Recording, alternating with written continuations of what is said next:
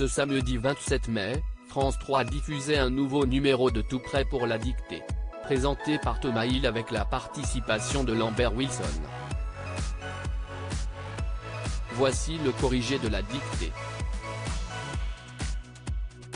Ce samedi 27 mai, et pour la 5e année consécutive, France 3, en collaboration avec Lumni, proposait un nouveau numéro de Tout prêt pour la dictée, présenté par Thomas Hill, avec la participation de Lambert Wilson.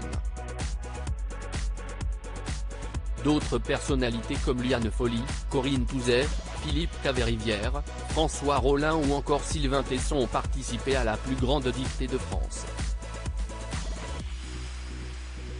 Karine Dijoux, professeure de français, était également de la partie. Une dictée assurée par Lambert Wilson. La lecture de la dictée par Lambert Wilson portait d'ailleurs sur le livre de Sylvain Tesson sur les chemins noirs. L'acteur n'a pas caché son enthousiasme à l'idée de participer à la plus grande dictée de France. Je réalise un rêve. J'ai toujours adoré le français, j'ai toujours adoré l'orthographe. J'ai adoré mon professeur de français qui m'a enseigné la grammaire et l'orthographe. Et j'aimerais lui rendre hommage, a-t-il confié. Pour rappel, le livre de Sylvain Tesson a fait l'objet d'un film de Denis Imbert avec Jean Dujardin dans le rôle principal. Le corrigé de la dictée dévoilé. Le corrigé de la dictée a été dévoilé par Lumni ce dimanche 27 mai.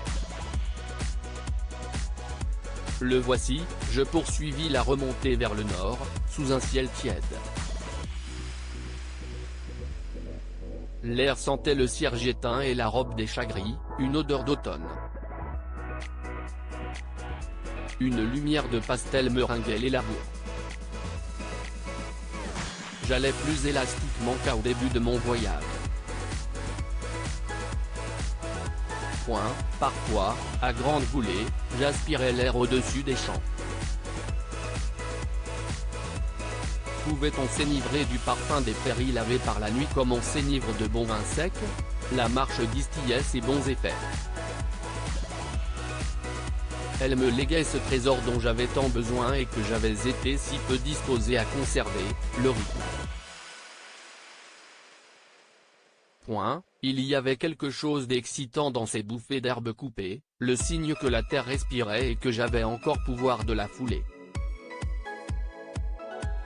La marche dans les bois balayait ces effrois.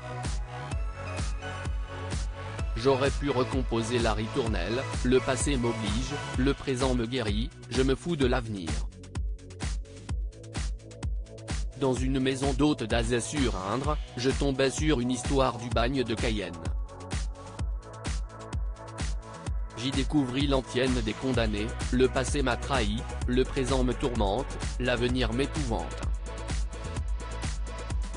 À lire aussi Tout prêt pour la dictée, France 3, venez tester votre niveau d'orthographe avec Édouard Baird.